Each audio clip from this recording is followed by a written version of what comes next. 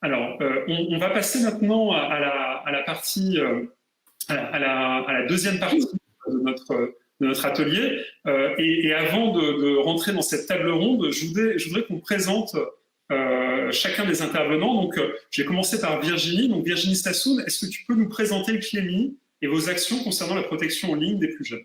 Oui, merci Daniel pour cette présentation. Bonsoir à toutes et à tous.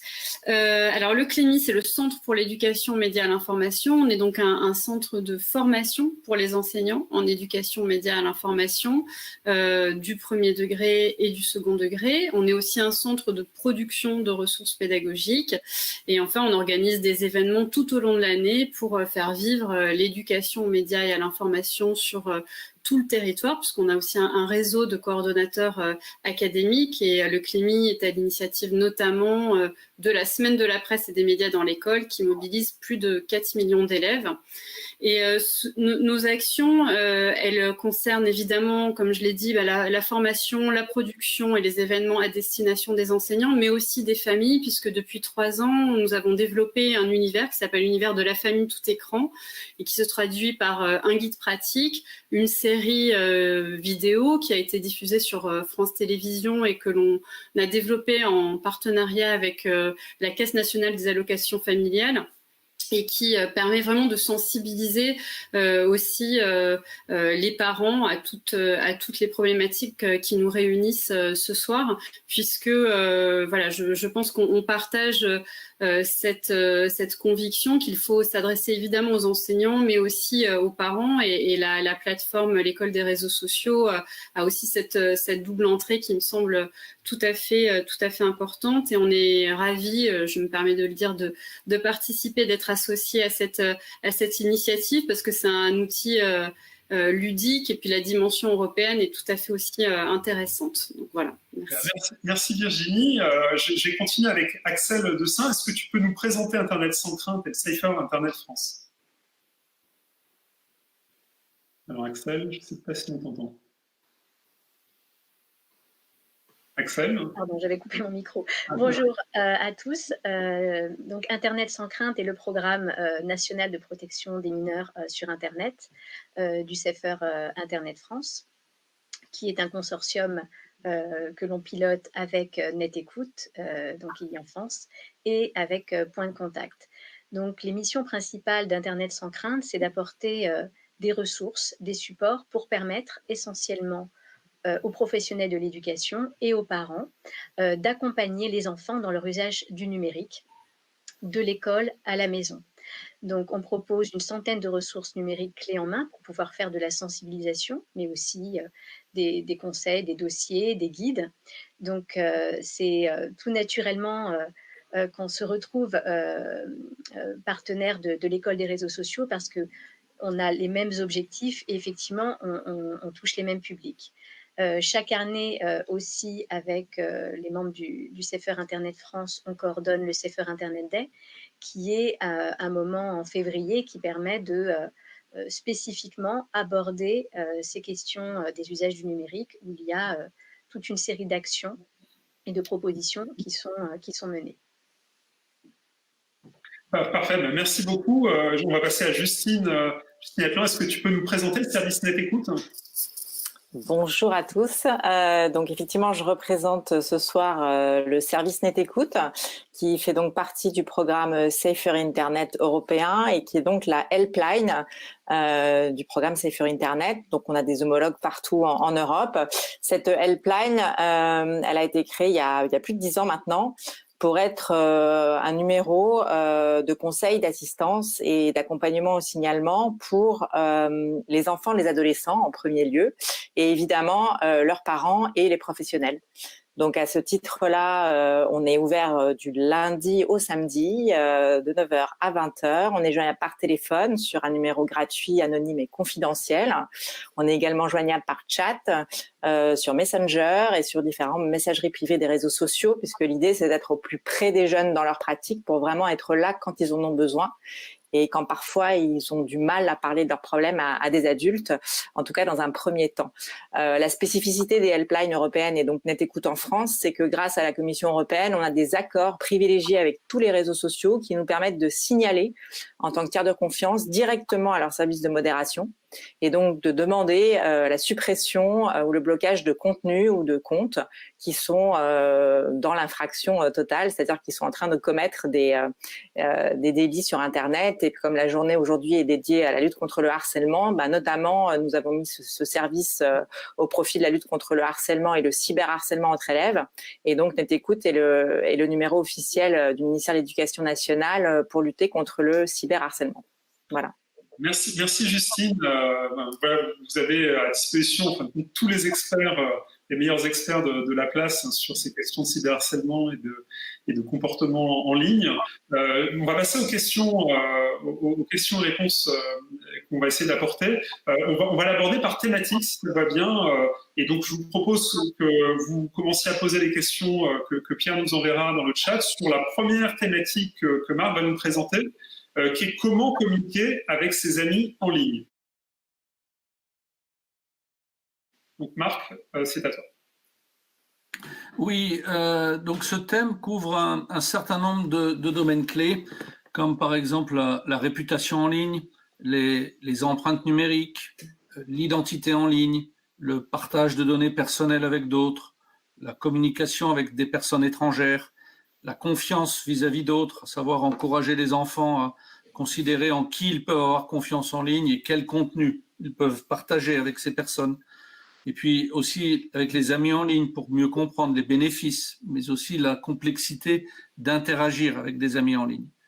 Pour chacun de ces aspects, un certain nombre d'activités, aussi bien pour enseignants et parents, Daniel a présenté le coin enfant de la plateforme, ont été développées. Et un exemple de ressources pour une activité d'enseignant sur ce thème spécifique, c'est par exemple les cercles de confiance. C'est une activité qui est consacrée aux différents groupes en ligne dont les enfants font partie, de différentes attentes relatives à la confiance. Ça explore les types de données personnelles que les enfants sont susceptibles de partager et les personnes avec lesquelles ils sont susceptibles de partager ces données. Merci Marc de ces explications. Donc n'hésitez pas sur le live à poser vos questions et si vous regardez cette vidéo en différé, vous pouvez les poser sur notre page Facebook de l'École des réseaux sociaux. Je vais prendre une première question qui est posée assez couramment, c'est comment dois-je me présenter en ligne? Je vais la poser à Virginie. Je t'écoute, Virginie. Cette question, comment dois-je me présenter en ligne, je trouve qu'en tant que parent, en tant qu'adulte, elle doit nous obliger déjà pour commencer à un examen critique de nos propres pratiques, c'est-à-dire comment moi-même je me présente en ligne, sur les réseaux, qu'est-ce que je dévoile, qu'est-ce que je ne dévoile pas, pourquoi, et de commencer à réfléchir à nos propres pratiques d'adultes responsables et devant incarner un modèle. Je pense que c'est une première étape qui est absolument indispensable pour pouvoir aussi transmettre après un certain nombre de messages à ces enfants ou les élèves dans le cadre scolaire. Après, là, comme on est vraiment dans une approche de prévention, puisque cette plateforme, elle s'adresse quand même à des enfants qui sont très jeunes, qui ne sont pas censés être sur les réseaux sociaux. Donc, ce sont des petits clandestins du web, mais on le sait. Et tu l'as dit dans ton introduction, ils y sont quand même. Donc, je pense que vraiment le message que moi j'ai envie de faire passer, c'est moins tu en montres, mieux c'est, puisque nul besoin de dévoiler son prénom, son nom, son lieu d'habitation. On peut très bien utiliser un pseudo, et je pense que pour les parents qui acceptent que leurs enfants soient sur les réseaux alors qu'ils ne sont pas censés y être, à minima, il faut les protéger et leur expliquer que tout ce qui est posté sur les réseaux sociaux ne leur appartient plus, que les photos qu'ils postent peuvent être partagées, même si c'est sous un pseudo ou un compte privé. Ensuite, ça circule. Donc, c'est vraiment une approche, de prévention et de s'intéresser aussi aux réseaux sociaux en tant que parent, parce que sur comment je laisse mon enfant se présenter en ligne, selon les réseaux sociaux aussi, il faut vraiment s'y intéresser en tant que parent et aller. Alors, je dis pas à tous les parents évidemment de s'inscrire sur TikTok et Snapchat, mais au moins d'aller y faire un tour pour voir comment ça fonctionne, quels sont les types d'interactions qui se jouent, parce que c'est très important. On peut par exemple créer un faux profil pour montrer à quel point c'est facile en fait. On tape enfant, on crée un faux profil avec son enfant et on lui montre à quel point peut-être la petite Marinette qui a l'âge de 9 ans et qui a des passions, en fait, elle est fictive. Juste, peut-être, ça peut être un exercice à faire pour juste montrer à quel point aussi se présenter sur les réseaux sociaux, ça peut être trompeur et on peut montrer des choses qui ne sont pas la réalité. Tout à fait. Merci Virginie. Je rappelle que quand on parle de réseaux sociaux, on parle aussi d'interaction sociale qu'on trouve des fois derrière dans les commentaires YouTube ou dans un jeu vidéo en ligne. Donc voilà, on a toute cette sphère où on est amené à se présenter et à voir quelle identité on va véhiculer. Deuxième question que je voudrais poser à Axel. Puis-je aussi bien communiquer avec mes amis qu'avec des inconnus? Alors en fait, quand ils discutent à travers des jeux en ligne ou qu'ils communiquent sur les réseaux sociaux, les enfants ne se rendent pas forcément compte qu'ils discutent parfois avec des inconnus. D'abord parce que quand ils sont sur leur réseau, se rendre compte que l'ami de son ami n'est pas forcément un ami, c'est pas forcément une chose facile à percevoir. Et plus on est jeune, plus c'est difficile. C'est pour ça aussi que les réseaux sociaux sont interdits avant 13 ans. C'est parce qu'on estime avant cet âge-là, et même à cet âge-là, ça reste compliqué. C'est pas forcément évident de bien faire le tri entre les simples connaissances et puis ceux qu'on peut considérer comme des amis, et ensuite le cercle encore plus inconnu qu'il peut y avoir derrière. Les jeux en ligne sont aussi un espace où les enfants sont souvent confrontés à des échanges avec des inconnus, avec des adultes, sans parfois s'en rendre compte. Et ça, c'est quelque chose qui est assez peu connu des parents, puisque quand on joue, dans des jeux où il y a des fonctions de chat, on peut se retrouver exposé à une communauté. Et comme on est en train de jouer dans un moment de détente, on peut pas forcément se rendre compte qu'on est en train de donner des informations personnelles. Et les adultes mal intentionnés notamment savent très bien repérer ces espaces-là. La particularité des jeux aussi, c'est qu'il y a tout un écosystème autour que les parents ne connaissent pas forcément.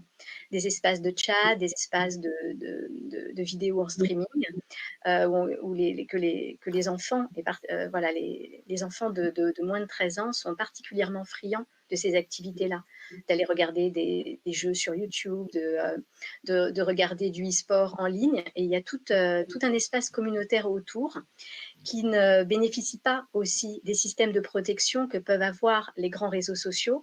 Ils ne sont pas forcément rattachés à NetÉcoute aussi pour pouvoir activer, quand il y a des problèmes, des fonctions de protection. Donc, il faut être particulièrement vigilant à ce que les enfants font. Et c'est pour ça qu'il est important au niveau des jeux vidéo de respecter la réglementation du PEGI, par exemple. Quand un jeu est interdit aux enfants de moins de 12 ans, c'est pas forcément qu'il va être difficile à jouer, c'est souvent parce qu'il a des fonctions de chat qu'il expose à toute une communauté que l'enfant ne connaît pas forcément. Merci Axel. On voit qu'effectivement cette question de parler avec ses amis et des inconnus, c'est aussi une question sociétale qu'on a hors ligne et en ligne. Et c'est vrai que c'est intéressant de l'aborder à nouveau. Et question pour Justine maintenant, à qui puis-je faire confiance finalement? La question la plus facile pour moi. Vaste sujet, on pourrait y rester 2 heures. On va restreindre à notre question du jour. C'est vrai que quand on écoute les 2 experts précédentes, ça pose vraiment la question à qui puis-je faire confiance. Déjà que dans le hors-ligne, effectivement, c'est une vraie question et que les parents ont tendance à dire à leurs enfants, fais attention finalement aux gens même dans la rue que tu peux croiser, que tu ne connais pas, parce que tu es un enfant et que malheureusement tu es quand même vulnérable et fragile. Donc il vaut mieux partir du principe que se méfier des inconnus. C'est une réalité pour se protéger quand on est enfant dans la rue. Donc c'est vrai que la question, elle devient encore plus encore plus prégnante en ligne, puisqu'on n'a même pas les indicateurs qu'on peut avoir en physique, en présentiel, comme on dit aujourd'hui, avec quelqu'un, de pouvoir quand même valider la cohérence entre la personne que je vois et son apparence, puisque ça forme un tout, et qu'effectivement en ligne, eh bien, on peut, comme l'a dit Virginie, comme tu l'as dit aussi Daniel dans les exemples, on peut se faire passer par voilà, pour quelqu'un d'autre qu'on est. Et ça, faut quand même, je dirais, c'est le B à bas, hein. Les premiers pas quand même sur Internet et sur l'en ligne, c'est d'expliquer aux enfants, et effectivement, pourquoi pas en leur montrant qu'ils peuvent eux-mêmes se créer un faux profil, hein, quelque part, c'est très facile. D'ailleurs, ils le font parfois, ne serait-ce quand ils mentent sur leur âge pour s'inscrire. Voilà, donc finalement, ils ont pas mal d'indicateurs déjà, eux, pour se rendre compte à quel point on peut vraiment se faire passer pour tout et n'importe quoi en ligne. Voilà, et je pense que l'idée, c'est qu'ils aient conscience de cette réalité, pour avoir une petite zone de méfiance a priori, et à l'inverse se dire que bon, bah, on va faire confiance aux gens qu'on a rencontrés déjà hors ligne, qu'on connaît déjà, et dont on va pouvoir valider l'identité en ligne parallèlement avec une connexion hors ligne, entre guillemets, c'est-à-dire être ensemble devant le profil, lui dire c'est bien ça ton profil, c'est bien toi là, oui, alors on va être amis en ligne, on va pouvoir continuer, mais voilà, valider effectivement la cohérence, et puis dire aux enfants que il faut qu'ils fassent confiance à leur intuition. Souvent, quand ils ont des communications et des échanges avec des inconnus en ligne, s'ils sentent un malaise, s'ils sentent un inconfort, s'ils sentent il y a une forme de pression pour obtenir de quelque chose, pour aller au-delà de ce qu'ils veulent, il faut qu'ils fassent confiance à leur ressenti et qu'ils arrêtent l'échange s'il est mal à l'aise. Et puis évidemment qu'ils en parlent à leurs parents. Ils vont pas se faire gronder. On va plutôt être rassurés sur le fait qu'ils sont capables de dire quand ils sentent un malaise et de le partager. Et puis pour finir, pour aller aussi dans le sens de ce dont parlait Axel, que sont les jeux vidéo, les consoles de jeux, il y a quand même dans beaucoup d'offres sur Internet, y compris sur les réseaux sociaux maintenant, et sur des connexions par mail, etc., le contrôle parental, hein, qui permet quand même aux parents d'offrir un environnement, surtout pour les enfants petits, assez finalement fermé, et qui les empêche d'avoir des interactions avec des inconnus, et donc qui peut permettre de les laisser profiter en sécurité sans avoir à se poser cette question de la confiance, et où quand ils vont être en relation avec des tiers, le parent va passer par là au début pour valider cette communication avec quelqu'un d'autre en ligne. Et donc, c'est le parent qui va être ce tiers de confiance, justement. Voilà. Merci Justine. Alors, je vais laisser, pendant que vous posez des questions sur cette thématique, hein, de comment communiquer avec ses amis en ligne, donc regardez si vous avez d'autres questions à poser à nos experts. Je vais vous présenter une activité, une des activités de la plateforme qui s'appelle N'en dis pas trop. Donc, ça vous permettra de voir comment on peut animer très facilement une activité en classe ou à la maison sur cette thématique, en sachant que là, nos experts nous ont proposé aussi d'autres pistes, hein, d'activités très intéressantes. Hop. Alors, n'en dis pas trop. Donc, c'est l'activité qu'on a balayée très rapidement tout à l'heure. Donc là, il y a les instructions de l'activité qui va être de demander déjà à l'enfant, comme on le précisait Axel tout à l'heure, dans quel environnement il est susceptible de rencontrer des inconnus en ligne. C'est pas que dans les réseaux sociaux, hein, ça peut être à d'autres endroits sur Internet, et de voir quelles données il souhaite partager ou ne pas partager avec des inconnus. Et donc là, on va l'inviter, je ne vais pas vous dire toute la fiche, mais vous pourrez la lire, à se poser des questions et essayer de trouver, c'est ça l'objet de l'activité, des façons de répondre à des questions embarrassantes qui l'amèneraient à se dévoiler. Et donc, si je regarde, donc là, on a une série de questions qu'on peut poser en classe sur les questions qu'on a abordées tout à l'heure. Et l'activité, vous voyez, c'est très simple à faire. C'est, par exemple, je pose à l'enfant la question « Comment t'appelles-tu » et je vois que l'enfant réfléchit à une parade pour répondre sans trop se dévoiler sur ce nom. Où vis-tu? Je vais réfléchir à une parade pour répondre sans me dévoiler en disant je vis en France, dans telle région, etc. Et donc, l'idée, c'est de travailler soit en classe sur des progressions de parade et d'alternatives, soit à la maison sur ces questions qui sont des questions qui vont être posées dans les échanges qu'il aura avec des réseaux sociaux, et y compris avec des personnes qui seraient potentiellement malveillantes avec eux. Donc ça, c'est la première activité. Puis on va maintenant prendre peut-être les questions. Alors, je ne sais pas si Pierre, tu as des questions sur cette thématique, sinon on passera à la suivante. Alors, le n'est pas tout à fait fini. On est en train de le finaliser. Je pense qu'il sera prêt d'ici une semaine ou deux. Il sera téléchargeable en ligne. C'est ce qu'on appelle du print and play, imprimer et jouer, on va le dire en français. On va certainement en sortir, c'est une petite boîte comme ça, etc. On va sûrement sortir des exemplaires. On est en train de regarder pour pouvoir en mettre à disposition plutôt des élèves, donc des classes. Voilà, c'est comme ça qu'on va le mettre à disposition. Alors, je sais pas si Marc, tu veux prendre cette question un peu réglementaire ou Virginie, comme Marc, je crois que ton micro est peu, ou Virginie, vas-y. Oui, alors 13 ans, c'est l'âge qui a été fixé par les plateformes, mais il faut savoir qu'en France, la majorité numérique a été fixée à l'âge de 15 ans, c'est-à-dire que théoriquement, les enfants doivent avoir l'accord de leurs parents pour s'inscrire sur les réseaux.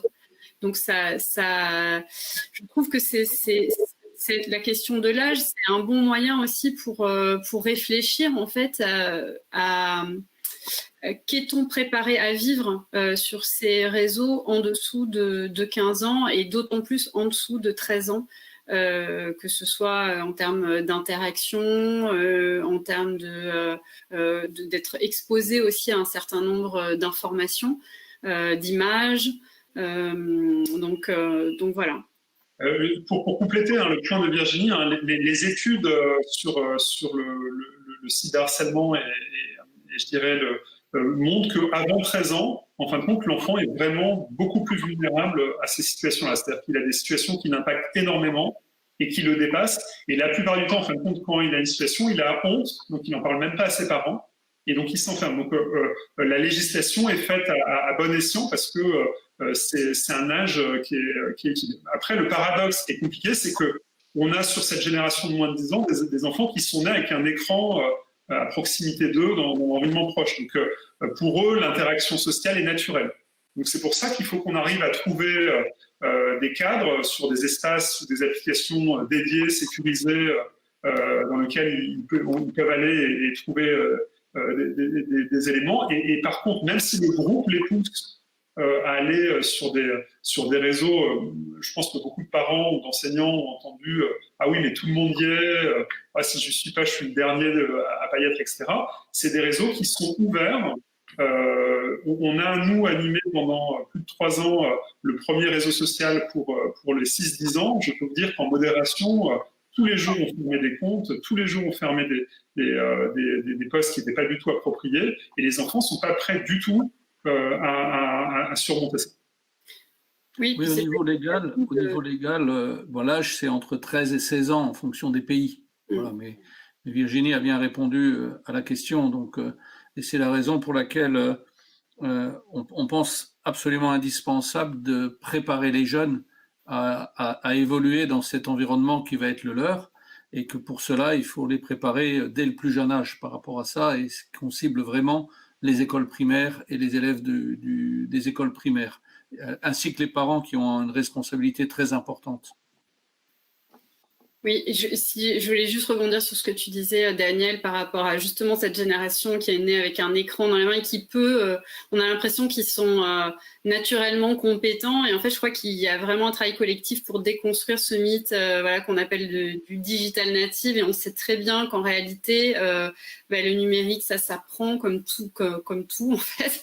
Et que il y a vraiment des compétences derrière pour être en mesure de pouvoir évoluer sur ces réseaux-là de manière sécurisée, consciente, éclairée. Et je pense qu'il faut déconstruire ce mythe d'une génération qui, parce qu'elle sait utiliser mais des outils qui sont conçus pour ça aussi, pour leur facilité d'utilisation, serait aussi compétent. C'est l'Internet et le bien-être, et reconnaître l'impact que les expériences en ligne peuvent avoir sur la santé mentale et le bien-être. Le deuxième, ça aborde les relations saines avec la technologie et permettre de comprendre ce que constitue une relation saine avec la technologie. Le temps de connexion à l'écran, l'utilisation compulsive de ces outils, les effets physiologiques que ça peut avoir. Je ne voudrais même pas mentionner les déformations qu'ils commencent à avoir au niveau des doigts, par exemple, à force de taper, etc. Donc, tous ces aspects-là sont vraiment importants. Ensuite, on a tous les aspects liés au comportement positif en ligne. Ça comprend les actions, les attitudes qui affectent positivement les autres personnes en ligne, les amis, la famille et les différentes communautés.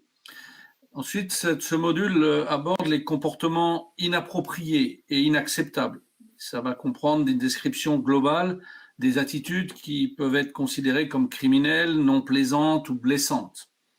Et puis ensuite, on a le cyberharcèlement qui permet de reconnaître des attitudes de harcèlement et qui donne aussi des conseils sur comment répondre si un enfant fait l'objet de cyberharcèlement. Alors, un exemple d'activité pour les parents sur ce thème spécifique concerne à ce qu'on appelle dresser un plan, c'est-à-dire permettre un dialogue entre le parent et l'enfant sur ses activités préférées en ligne, définir un cadre d'utilisation des activités en ligne, créer un emploi du temps, possibilité de discuter avec l'enfant de ce qu'il aime faire en ligne, de la durée raisonnable des différentes activités en ligne et des jours de la semaine et heures de la journée auxquels ces activités pourraient avoir lieu. Voilà rapidement présenté ce deuxième module. Merci Marc et Virginie. Alors j'ai une question pour toi, c'est comment utiliser Internet et la technologie de façon saine? Alors, comment utiliser la technologie et Internet de façon saine? Pour moi, de toute façon, enfin, comme voilà, Marc l'a souligné, l'idée, c'est quand même de pouvoir maîtriser sa consommation. Mais comment le faire? Donc, je crois que la question de l'intentionnalité, elle est primordiale, c'est-à-dire qu'est-ce que je vais faire, quelle information je cherche, pourquoi je vais sur Instagram. On sait très bien comment ça se passe, la navigation. On va aller consulter un mail et puis bam, on se retrouve sur autre chose. On peut être happé parce qu'on est constamment happé, notre attention est constamment captée et ce temps d'attention d'ailleurs se réduit de manière drastique. Donc, c'est toutes ces questions-là qu'il faut, je pense, travailler avec ses enfants. La question du temps, elle est cruciale, elle préoccupe beaucoup les parents. Je pense que l'idée, avant tout, c'est de définir un temps aussi d'utilisation des écrans avec eux. Il faut pouvoir en parler, expliquer avant de juste interdire, expliquer, c'est aussi responsabiliser. Quand on pose la question, alors ça dépend de l'âge de l'enfant, évidemment, à l'âge de 3-4 ans, ils sont absolument... enfin, ça n'a pas de sens de faire ça. Mais en revanche, plus tard, c'est dire... Quel est pour toi un temps d'utilisation qui te paraîtrait convenable par jour? En général, ils répondent pas 6 ou 10 heures. Hein. Ils sont quand même conscients rapidement que 1 heure, c'est déjà, ou 2, c'est déjà quand même pas mal. Donc, je pense que c'est vraiment... Une utilisation saine, c'est aussi être capable de dialoguer autour de ces usages pour éviter aussi des conflits qui sont nombreux, hein, parce que on passe aussi nous-mêmes en tant que parents beaucoup de temps. Nos enfants passent aussi beaucoup de temps. Et puis alors avec la période du confinement, là, ça a littéralement explosé. Donc c'est définir des temps, définir aussi des moments. Il faut ritualiser des moments où il n'y a pas d'écran à table, par exemple, mais là, ça concerne toute la famille. Le soir, il faut pouvoir expliquer à son enfant aussi que c'est pas simplement pour le punir, mais c'est parce que ça retarde l'endormissement. Les enfants, ils sont tout à fait capables de comprendre aussi que c'est mauvais, voilà, pour la qualité de leur sommeil. Le matin, éviter les écrans le matin. Pourquoi? Parce que ça va capter ta concentration, tu seras moins concentré. Toutes les études montrent que le niveau de concentration des enfants qui sont très tôt le matin sur les écrans est moindre et les enseignants le savent. Et évidemment, pas d'écran, notamment dans la chambre. Alors ça, c'est 4 pas, c'est la psychologue Sabine Duflo hein, qui les conseille. Et je pense que c'est des règles assez basiques, mais qui permettent aussi d'instaurer dans la famille un dialogue autour de nos usages. Et puis surtout, enfin... une utilisation saine, c'est une utilisation qui n'est pas exclusive, c'est-à-dire que les enfants ils doivent faire du sport, ils doivent lire, ils doivent jouer, ils doivent dessiner, et c'est veiller à la diversité des activités en soi. Passer 1 heure ou 1 heure et demie à regarder un film, ça n'a rien de négatif, mais il faut pouvoir varier, diversifier les activités des enfants. Merci Virginie. Je sais de quoi j'ai parlé avec ma fille ce soir. Et deuxième question pour Axel, qu'est-ce qu'un bon ou un mauvais comportement en ligne? Alors j'ai envie de dire, un bon comportement en ligne, c'est finalement avant tout être respectueux. Alors respectueux à plein de niveaux en fait. déjà respectueux dans ses propos, être poli, parler avec gentillesse. Ça paraît évident, mais ça reste important d'expliquer aux enfants qu'il n'y a pas de raison d'être différent quand on est derrière un écran et quand on est dans la vraie vie. L'écran n'est pas un mur, n'est pas quelque chose qui nous sépare des autres. On est face à des vraies personnes derrière qui reçoivent ces propos. Donc, ce manque de politesse, ce manque de gentillesse, il va être perçu dans la réalité de la personne qui le reçoit.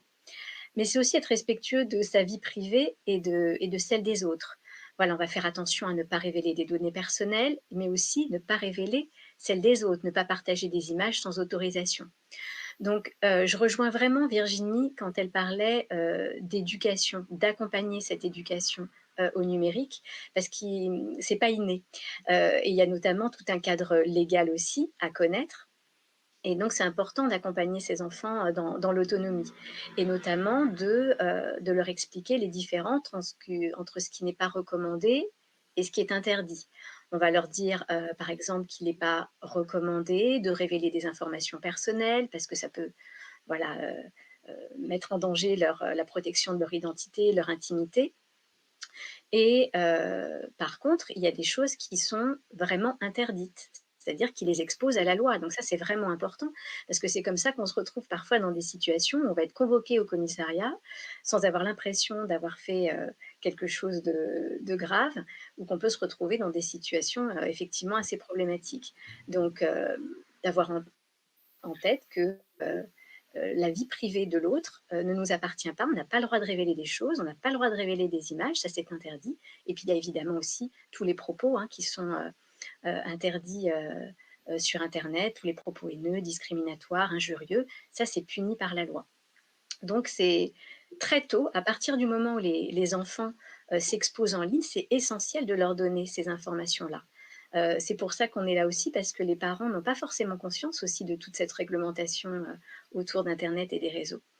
Donc en termes de bon comportement, on pourrait conseiller aussi aux parents de s'intéresser aux influenceurs que leurs enfants suivent, parce que les enfants imitent beaucoup les influenceurs qui suivent sur YouTube, sur Instagram, donc qui en général quand même véhiculent des bons comportements, mais de s'assurer, mais ce n'est pas toujours le cas, il y en a qui ont des propos pas toujours adaptés aux jeunes, donc de regarder avec eux, ce sera une bonne manière de s'intéresser à ce qui les intéresse, mais de s'assurer aussi que leur modèle adopte des comportements plutôt exemplaires sur Internet. Merci Axel. J'ai passé à une question pour Justine. Donc, que dois-je savoir sur le harcèlement en ligne ? Alors, sur le harcèlement en ligne, d'abord, ce qu'il faut savoir, c'est ce que c'est. C'est quoi du harcèlement en ligne ? Il faut savoir ce que c'est que le harcèlement. Donc, le harcèlement, c'est vouloir nuire à quelqu'un. Il y a quand même une vraie volonté de pas être gentil, d'être même méchant, d'embêter quelqu'un, et surtout de façon répétée. Le harcèlement, c'est la répétition. Mais ce qu'il faut savoir, c'est que on peut répéter de façon différente. C'est-à-dire qu'on peut être moi tout seul à répéter tous les jours, tout le temps, des méchancetés, me moquer, humilier, exclure quelqu'un. Mais je peux aussi participer à un mouvement de harcèlement où il y a beaucoup de monde contre une seule victime. Moi, je vais pas forcément faire plusieurs fois la même chose, mais je vais une fois faire quelque chose où je sais très bien qu'on est plusieurs à faire la même chose, et où en fait la victime va recevoir ça comme du harcèlement. Souvent, je compare ça à un phénomène assez terrible qui s'appelle la lapidation, mais c'est l'idée de se dire chacun n'a jeté qu'une seule pierre contre quelqu'un. Mais toutes ces pierres individuelles, elles ont causé évidemment des dégâts monstrueux sur la victime. Donc voilà, il faut savoir que le harcèlement, il peut avoir plusieurs formes, et que parfois, j'ai l'impression que ce que j'ai fait n'est pas très grave, que c'était rien du tout. J'ai appuyé sur un bouton, j'ai fait un clic, j'ai aimé, j'ai liké, j'ai partagé, j'ai fait un petit commentaire. C'est vraiment pas grand-chose, mais en fait si, parce que ça participe à un phénomène totalement destructeur, et comme l'a dit Axel, qui en réalité fait beaucoup souffrir la personne en face. Et c'est pas parce que je ne la vois pas avoir mal, c'est pas parce que je ne la vois pas effectivement être triste qu'elle ne ressent rien. Ensuite, ce qu'il faut savoir évidemment, c'est qu'on peut réagir, c'est qu'on peut faire des choses contre ça quand on est victime ou témoin, parce que c'est vrai que les parents ont souvent tendance à se poser des questions sur peut-être que leur enfant est victime, mais il faut savoir que, heureusement d'ailleurs, leur enfant a moins de chances d'être victime, mais en revanche a beaucoup de chances d'en être témoin. Et qu'aujourd'hui, ils assistent tous quasiment à des phénomènes de harcèlement et notamment évidemment de cyberharcèlement sur les différentes plateformes, même sur des jeux vidéo, sur des réseaux sociaux, etc. Et que donc ils doivent pouvoir intervenir.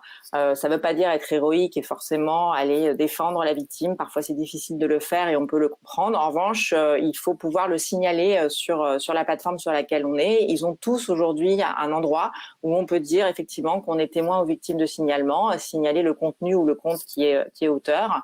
Et ça, il faut impérativement le faire. Et quand on est victime, il faut profiter malheureusement que ça se passe sur Internet, qu'on puisse avoir des preuves de ce qui nous arrive. Donc, il faut faire des captures d'écran pour garder des traces de ça et pouvoir éventuellement aller le montrer à l'école si c'est un harcèlement qui se passe à moitié à l'école, à moitié en ligne. Et puis, évidemment, il faut bloquer les gens qui sont malveillants. Ça sert à rien de rester en relation avec des gens qui vous veulent du mal. Donc, il faut les bloquer. C'est toujours possible aussi de le faire. Et puis, je terminerai pour dire qu'on peut évidemment appeler Net Écoute, le 0800 200 000, parce qu'on est là pour aider les enfants et les ados qui sont tout seuls face à ces problèmes, qui osent pas parfois en parler à leurs parents, comme on l'a dit tous tout à l'heure. Et donc, on est là pour les aider, les accompagner et ensuite aussi les accompagner à en parler à leurs parents. Merci beaucoup, Justine. Alors, j'ai Pierre qui me fait quelques signes parce qu'effectivement, le temps passe une fois qu'on accélère un petit peu, sinon mais c'est fascinant. Pierre, je vais juste très rapidement présenter une activité sur ce thème. Et puis, Pierre, je te laisse préparer les questions qui sont en ligne. Hop. Alors, hop, l'activité, une activité très simple à faire en classe, en fin de compte, c'est une activité, c'est 1 mois plus 1. Hop. Et là, je fais... Alors, 1 mois plus 1, en fin de compte, c'est une activité qui va permettre de travailler justement sur un rapport sain à la technologie. Donc, on va avoir des questions à poser sur poser aux enfants combien de temps vous passez en ligne, comment ça affecte votre corps, etc. Surtout, donc là, par exemple, on demande à l'enfant de se positionner par rapport à la moyenne du temps passé en ligne d'un enfant de 9-10 ans. On a un ensemble de questions comme ça. Et puis à la fin, les enfants, ils ont une activité pour se dire, voilà, qu'est-ce qui a impacté sur un petit bonhomme qui dessine comme ça. Ils vont essayer de voir qu'est-ce que les technologies, où est-ce qu'ils ont été impactés. Parce qu'ils ont fait moins d'exercice physique ou au niveau de leur régime alimentaire. Et ils vont essayer de chercher des parades pour se dire qu'est-ce que je peux changer, comment je peux améliorer cette partie-là. Et donc, ils sont accompagnés par l'enseignant et grâce aux ressources qui sont à disposition sur la plateforme pour pouvoir améliorer ce comportement en ligne. Donc, je vais prendre les questions, Pierre, et on va essayer d'y répondre rapidement pour tenir notre planning. Alors, Pierre, est-ce que tu as quelques questions à poser? J'ai une première question d'Alain qui demandait si un de mes élèves est victime de cyberharcèlement, que puis-je faire? Alors, est-ce que Justine, tu veux répondre?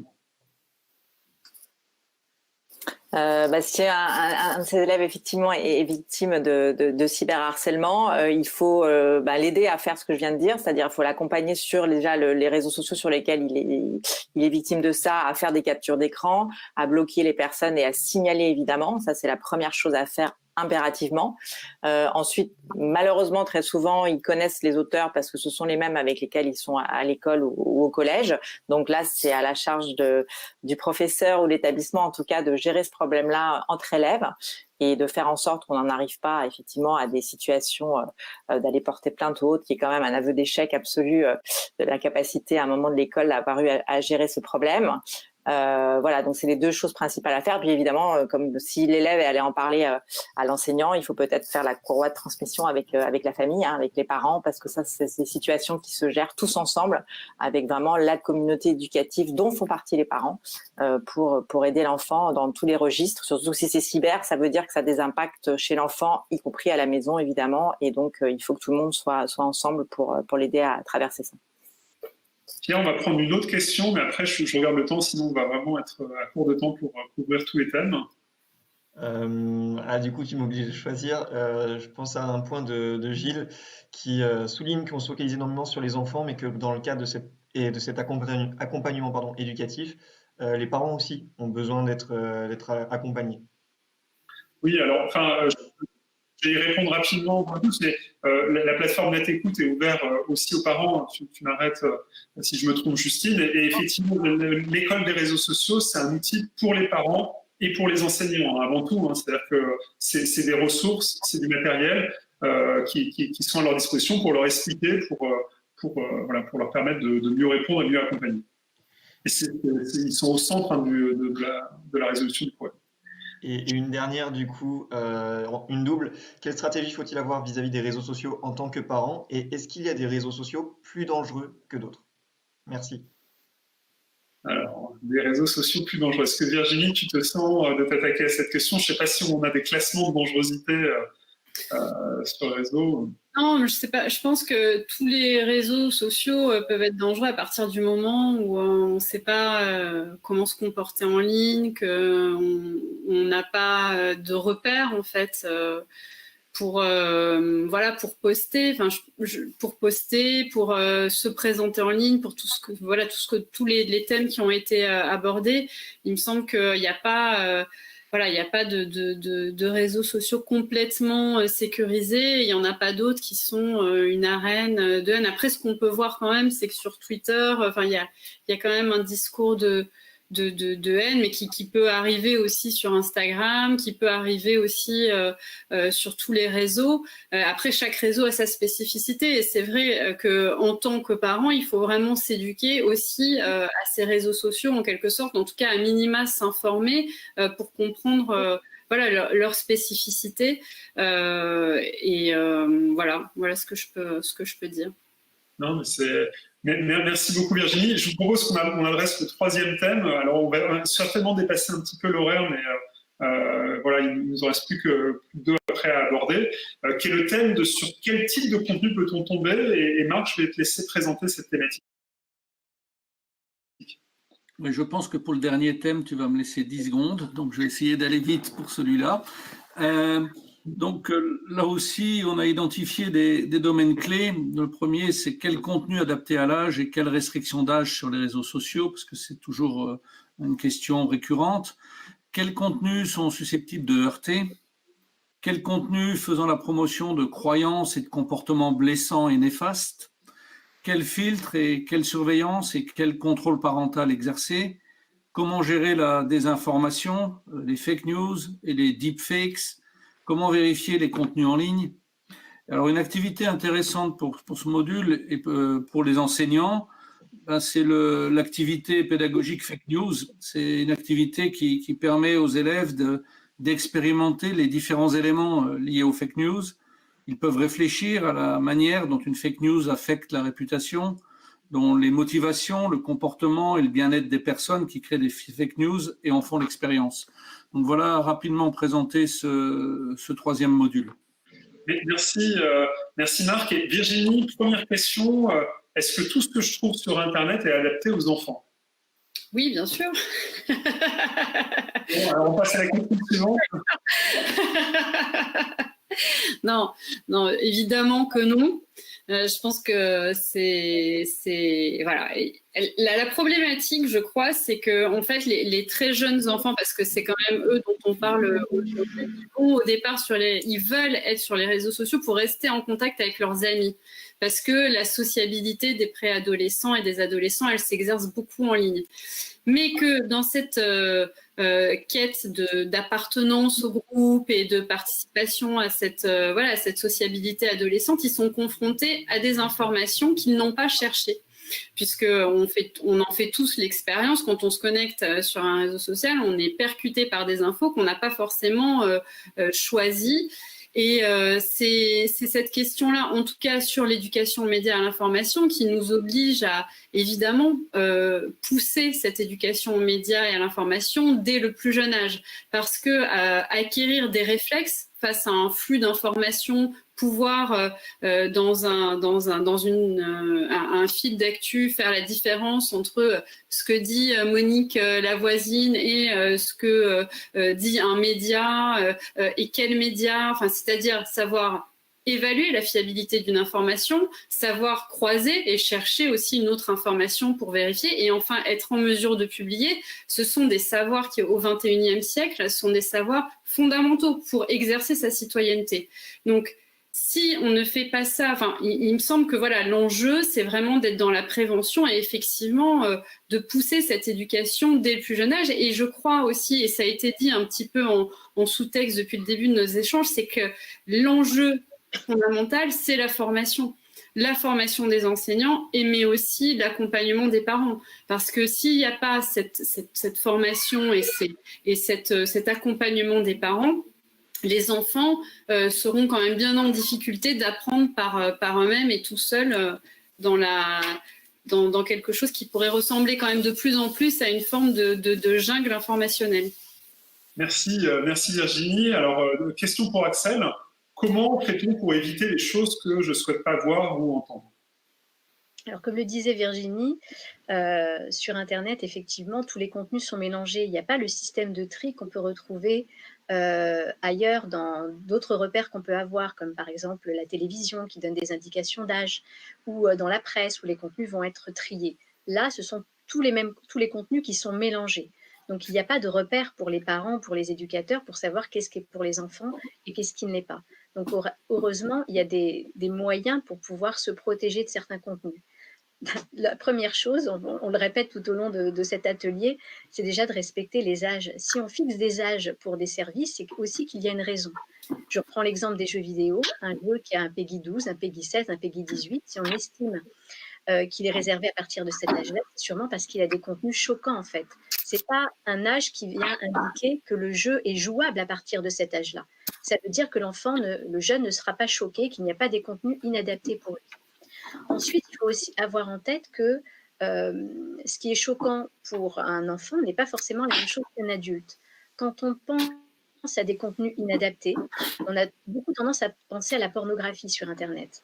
Mais par exemple, les enfants, en général, les premiers contenus choquants auxquels ils sont exposés, c'est plutôt des publicités pour un film un peu violent ou pour un jeu vidéo un peu violent. Et donc, ça va être un personnage un peu impressionnant ou simplement de voir une arme. Ça peut être quelque chose qui les choque. Et ces publicités, ils les voient notamment beaucoup sur les plateformes de jeux, sur les plateformes de vidéos. Donc, installer des outils qui vont bloquer les publicités, installer des outils de contrôle parentaux, ça va permettre de filtrer les contenus et faire en sorte que les enfants soient moins exposés. Mais il faut vraiment dire aux parents que ce n'est pas la solution miracle, les outils de contrôle parentaux.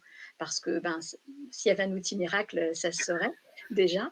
Et puis, il ne faut pas se dire, voilà, je suis sûre que mon enfant ne sera confronté à rien. D'abord parce que la sensibilité de chaque enfant est différente. Donc, c'est pour ça qu'il faut continuer quand même à les accompagner, à s'intéresser à ce qu'ils font. Et dans l'usage des contrôles parentaux, ce qui est intéressant avec les plus jeunes, c'est de fonctionner par liste blanche, c'est-à-dire de réserver d'abord des usages à un nombre de sites limité qu'on aura regardé avec eux, dont on aura évalué l'intérêt et la pertinence pour eux. Et ça, comme l'expliquait Virginie tout à l'heure, ça s'accompagne d'un temps réservé, d'un moment qui est réservé à ça. Donc on est vraiment dans une éducation globale à l'usage du numérique, pas à pas, en fonction de l'âge des enfants. C'est ça qui est important. Merci Axel. Dernière question pour Justine. Alors, quelles informations sont fiables en ligne? Alors d'abord, je suis un peu gênée de répondre à cette question en présence du Clémy parce que je trouve très honnêtement qu'on aurait dû échanger les questions, Virginie et moi, sur cette thématique. Je pense que j'aurais été plus pertinente sur la première et elle extrêmement sur la troisième, mais c'est pas grave.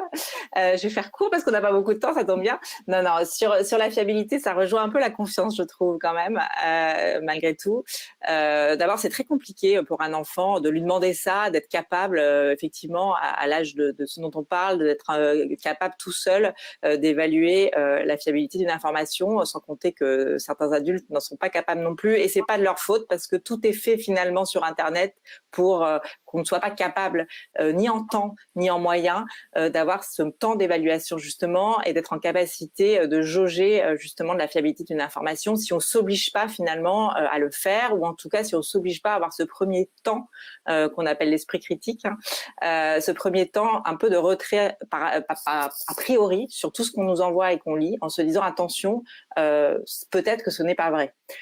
Et donc je dirais que peut-être le premier indice à donner aux enfants, c'est d'avoir ça, c'est de se dire que savoir qu'il y a des fausses informations. Parce que s'ils savent pas qu'il y a des fausses informations, eh bien, ils vont prendre tout ce qu'ils lisent pour vrai, tout simplement. Parce qu'on leur a jamais dit qu'il y a des choses de faux et qui ressemblent à du vrai, comme les gens. On en revient à la même chose et qu'il y a tout du vrai. Voilà. Donc, déjà, je pense que c'est leur dire ça et je pense qu'on a fait du progrès depuis quelques années déjà en étant effectivement mettant comme ça au milieu de la table l'idée qu'il y a des fausses informations, qu'il y a des gens qui font exprès pour nous manipuler et que c'est très bien fait. Et que c'est très bien fait.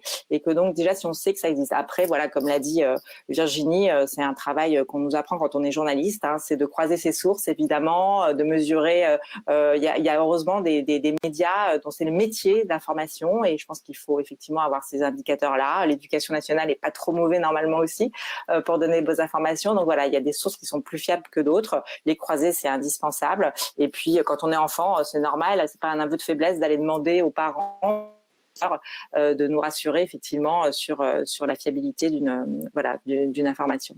Mais donc toutes les informations ne sont pas fiables en ligne, loin de là. Merci Justine. Donc effectivement là on est un peu au bout du temps qu'on avait prévu. J'ai deux autres thématiques à aborder. Je vous propose qu'on passe à des questions des internautes. Alors à la fois sur cette thématique, mais également sur les questions de ce que je peux acheter ou partager en ligne et comment on protège ces données et ces appareils. N'hésitez pas à poser des questions et sur les autres rubriques et les activités, vous pourrez les découvrir sur la plateforme parce que je pense qu'on n'aura pas le temps de les traiter. Alors, Pierre, est-ce que tu as des questions pas plus de questions? Ok, bah super. Alors, on se prend quand même une autre question sur le thème de qu'acheter ou que ne pas acheter ou ne pas partager en ligne. Est-ce que Marc, tu veux parler rapidement de la thématique? Oui, là, on rentre dans le domaine d'apporter des éléments pour permettre de comprendre comment les données personnelles peuvent être utilisées à des fins commerciales. Alors, on aborde les problématiques de collecte de données personnelles, la gestion de la collecte de données, le respect des droits d'auteur en ligne, comment les gens gagnent-ils de l'argent en ligne, comment aussi on va acheter dans les applications et puis dans les loot box. Et là, ça met en évidence aussi le fait que certaines pratiques peuvent être associées à des jeux d'argent, et c'est un aspect important pour que tout le monde puisse comprendre un peu ces éléments, et les aspects liés au téléchargement illégal aussi.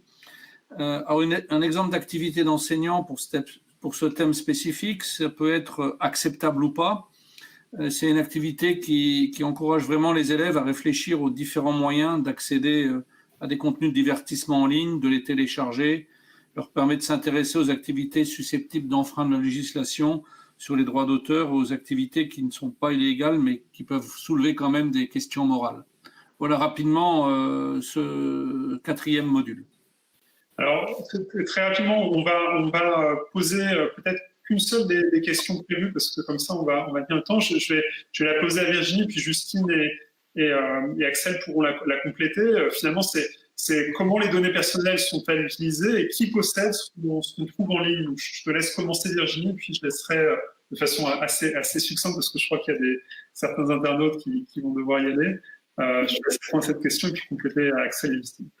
Après, moi, très brièvement, je trouve que travailler sur les données et l'éducation à la donnée qui doit être intégrée d'ailleurs à l'éducation aux médias et à l'information, c'est expliquer la fameuse phrase « quand c'est gratuit, c'est toi le produit », parce que les enfants, ils comprennent très vite qu'en fait, ils ont accès gratuitement à tout un tas de services qui sont quand même très séduisants. Et pourquoi ? Pourquoi ? Parce que leurs données, nos données sont le minerai du 21e siècle, parce que elles sont captées et qu'elles permettent après de nous adresser une publicité ciblée, et que c'est pas de la magie. Et c'est aussi l'occasion d'expliquer les algorithmes de recommandation, de sortir du mythe de la neutralité des outils et des moteurs de recherche. C'est aussi l'occasion de faire découvrir peut-être à ces enfants des moteurs de recherche qui ne récoltent pas les données personnelles, comme Qwant par exemple, et de montrer que finalement, quand on fait une recherche sur Qwant ou sur Google, il n'y a pas forcément les mêmes résultats selon ce que l'on cherche. Donc, c'est des petits exercices comme ça très simples pour montrer voilà, l'impact en fait de ce recueil des données sur aussi cet environnement qui parfois se transforme un peu en bulle. Là, on parle de bulle de filtre et qui peut aussi nous enfermer à terme dans un environnement voilà, où on nous propose tout le temps les mêmes choses parce que nos données personnelles conduisent en fait toute cette économie à nous enfermer dans une forme de bulle. Donc voilà, pour être très condensé. Virginie, Axel, vous voulez rajouter un mot sur ce thème? Dans la continuité de ce que dit Virginie, c'est vrai que c'est des notions qui ne sont pas forcément faciles à comprendre, mais c'est essentiel en fait d'assez jeunes de finalement expliquer ce qu'est l'économie du numérique, parce que c'est vraiment à ça qu'on touche, et qu'à partir du moment où on utilise gratuitement un service, c'est certainement qu'on donne quelque chose en échange. Mais aussi de dire qu'on a un petit peu la main sur ce qu'on donne, et qu'il y a la possibilité dans chacun des réseaux sociaux notamment de paramétrer un certain nombre. Alors on ne peut pas tout paramétrer évidemment, mais quand même d'avoir la main sur ce qu'on donne comme information, sur ce qu'on partage, qui sera après peut-être, alors il y a la notion de publicité, mais savoir que ces données peuvent être exploitées, revendues et utilisées. Donc expliquer aussi qu'on a la main, c'est un bon réflexe à avoir, puisque ça oblige dès le départ de l'utilisation des réseaux sociaux à rentrer dans ces paramétrages et à comprendre pourquoi on nous demande ces informations, à quoi ça va servir. Merci. Justine, est-ce que tu as Je vais juste rajouter sur la thématique qu'a évoqué Marc rapidement, quand même, sur l'idée qu'il y a quand même des moments où on demande de payer, notamment dans tout ce qui est justement environnement de jeu. Ça, effectivement, que ça soit du free-to-play où au départ c'est gratuit et puis finalement on est tellement avancé dans le jeu qu'à ce moment-là on va nous demander de payer pour avancer et on va avoir envie de le faire parce qu'on veut continuer, on veut être plus fort, on veut aller plus loin, on veut explorer des nouveaux mondes, on va avoir des pouvoirs supplémentaires. Effectivement, il y a ce qu'on appelle le micro-paiement, hein, des petits paiements qui ont l'air de rien, qui passent même parfois par des abonnements sur la box et autres, donc les parents s'en rendent absolument pas compte et puis à la fin du mois ils ont une facture qui a explosé, ils comprennent pas pourquoi. Voilà, donc il y a plein de moments, sans parler effectivement des lootbox qui sont limites effectivement d'une activité d'ailleurs qui est totalement interdite aux mineurs puisque ça se rapproche fortement effectivement des jeux d'argent et de la notion de pari, d'excitation, du grattage. Hein, est-ce que je vais gagner ou pas et quoi et je ne sais pas. Et on voit d'ailleurs récemment qu'il y a eu des gros problèmes de joueurs qui se sont fait avoir et qui même sont en train de faire des procès aux éditeurs de jeux à cause de ça.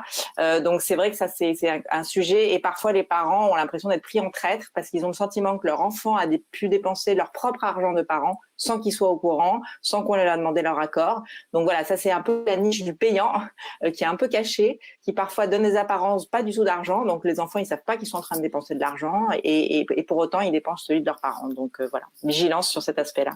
Merci Justine. Alors on a des activités sur le site hein, pour aller chercher qui s'appelle Que vaux-tu. Par exemple, c'est une activité qui va amener l'enfant à se questionner de quelles sont les informations qui intéressent soit des entreprises, soit des hackers, un truc, et de réfléchir à ce qu'il doit protéger grâce à ça. Alors je ne sais pas si on a des questions sur cette thématique, Pierre. Sinon, on va enchaîner sur le dernier thème.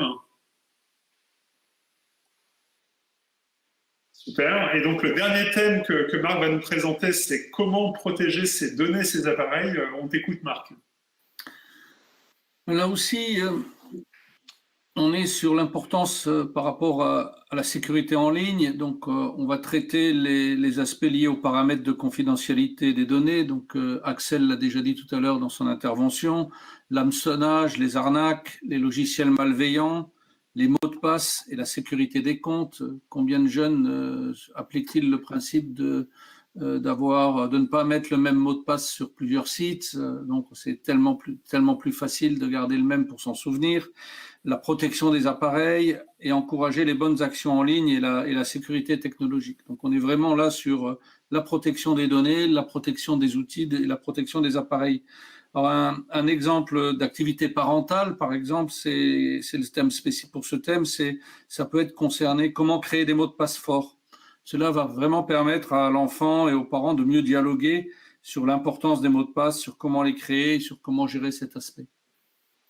Merci Marc. Alors, on va très rapidement aborder les sujets de la protection des données, des comptes, des appareils. Alors, je ne sais pas si Virginie, Justine ou Axel, vous voulez nous apporter un éclairage sur ce thème. Peut-être Virginie, si tu veux démarrer. Oui, bah après, je pense que la base, c'est effectivement savoir, comme Axel le disait, hein, savoir paramétrer son compte, choisir les mots de passe, choisir un pseudo, être informé aussi de l'usage de nos données. Nous, avec le CLIMI, donc on a ce petit guide, on travaille, le guide de la famille tout écran, on a travaillé avec la CNIL. La CNIL a plein de conseils qui sont très bien faits sur voilà, l'usage des données, apprendre à effacer son historique de navigation, mais en fait, ça renvoie à une éducation aussi, parce qu'évidemment, il y a les gestes techniques de sécurité, mais plus globalement, ça engage cette éducation aux données, éducation numérique, qui voilà, s'intègre à tous les thèmes qu'on a abordés. Merci Virginie. Justine, Axel, vous voulez aborder juste un petit peu en plus sur la notion de virus aussi. On a l'impression que les virus, c'est un peu quelque chose d'un autre temps réservé à l'ordinateur, mais c'est des choses, ça s'attrape encore beaucoup sur les smartphones et tablettes, et les jeunes, ils sont particulièrement exposés, notamment à travers les chaînes qu'ils reçoivent, à travers des messages alléchants qui leur proposent de télécharger un logiciel qui va être vérolé. Et ils sont particulièrement ciblés par ce type de comportement. Donc, il faut rester vigilant là-dessus et bien équiper ces appareils de protection. Justine, un dernier point Non, je pense que l'essentiel a été dit sur ce sujet-là. C'est juste qu'effectivement, les enfants et les jeunes aient conscience de la valeur, en fait, de la valeur de leur compte, de la valeur de leur profil. S'ils ont conscience de cette valeur, ils auront peut-être envie de le protéger et donc de faire attention. C'est vrai que pour l'instant, en général, quand ils font pas attention, c'est qu'ils comprennent vraiment pas comment on pourrait même avoir envie d'aller leur prendre leur compte, etc. En revanche, quand ils se sont fait une fois pirater ou usurper leur identité, ce qui leur arrive davantage sur des réseaux ou dans des jeux, par expérience, parce qu'il y a que ça de vrai malheureusement, ils vont être beaucoup plus protecteurs et faire attention notamment à leur mot de passe et à ces choses-là pour les fois d'après. D'accord. Je voulais juste ajouter un petit point, c'est que les enfants se communiquent trop entre eux leurs mots de passe. En fait, ils sont les premiers pirates des comptes de jeunes sont d'autres jeunes, et uniquement par manque de vigilance, parce qu'on a confié à ce qu'on pense être le meilleur ami du moment son mot de passe. Ils sont très nombreux à le faire, donc ça, c'est vraiment un point de vigilance très important. Voilà, et juste pour vous montrer quand même, parce que c'est des questions que les enseignants qui nous écoutent se posent, c'est comment je peux aborder ces sujets en classe, parce que c'est une problématique assez complexe.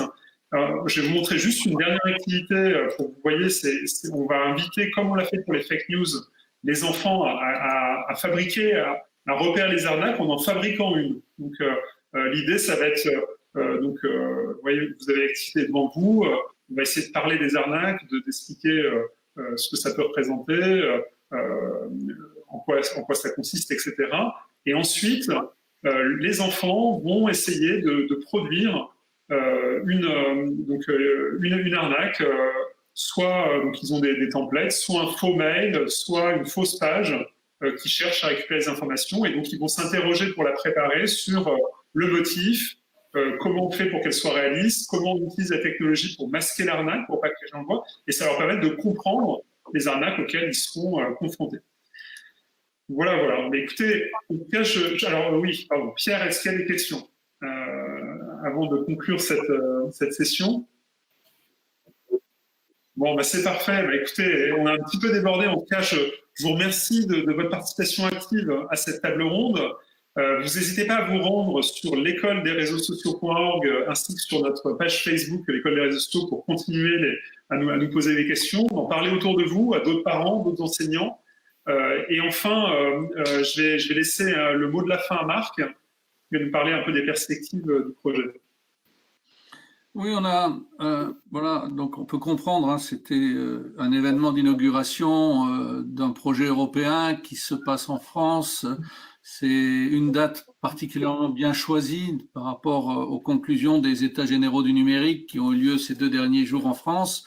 Néanmoins, c'est un projet qui s'inscrit dans une dimension européenne On a énormément travaillé sur l'élaboration de scénarios pédagogiques, de ressources pédagogiques pour pouvoir alimenter donc cette plateforme. Maintenant, l'enjeu, c'est de trouver les mécanismes pour les déploiements à grande échelle et l'adoption à grande échelle par les praticiens, à savoir les enseignants, les chefs d'établissement, mais aussi les autres acteurs comme les parents et les jeunes aussi, de l'ensemble des ressources qui leur sont offertes. Alors, on essaye même si on travaille comme réseau de ministères, on essaye aussi de ne pas être trop soumis à la lenteur des mécanismes de décision administrative dans les différents pays. Et c'est pour ça que cet outil qui a été développé, il est accessible immédiatement. On n'est pas obligé de passer par de la formation d'acteurs pour mettre en place des plans de formation. Donc, les gens peuvent se l'approprier immédiatement, le plus rapidement possible. Et l'objet de l'initiative, ça va être de commencer à le déployer dans d'autres pays. On commence à avoir un intérêt très fort manifesté par l'Espagne, où aussi bien le ministère de l'Éducation espagnol et le Safe Internet Center espagnol vont travailler ensemble pour commencer à réfléchir à la manière de déployer cette offre de formation et cette offre de ressources. On est en réflexion avec l'Italie, on est en réflexion avec la Pologne, et puis bien sûr après on réfléchit ensemble au modèle économique à mettre en place pour permettre que chacun des pays qui va s'approprier l'école des réseaux sociaux et la plateforme puisse la faire vivre au niveau de son pays de telle manière que le modèle économique soit le plus simple possible pour l'ensemble des acteurs qui vont être partie prenante. C'est un peu l'enjeu qui nous anime. Moi, je souhaite remercier nos expertes, puisqu'on a eu la chance d'avoir 3 expertes aujourd'hui, et ça fait énormément plaisir. Et j'espère qu'on va avoir l'occasion de continuer à réfléchir ensemble, à améliorer encore la plateforme et avoir le retour d'expérience des premiers utilisateurs. Voilà, merci effectivement à vous tous. Merci aux internautes qui étaient là et merci surtout de contribuer à créer un Internet plus sûr pour nos enfants parce qu'on doit tous être acteurs de cette thématique. Merci à Pierre, à la technique. Je ne sais pas s'il y a une dernière question pour la route, mais en tout cas, elles ont été transmises sans problème. Et n'hésitez pas de toute façon à nous contacter si vous avez d'autres questions. Et je souhaite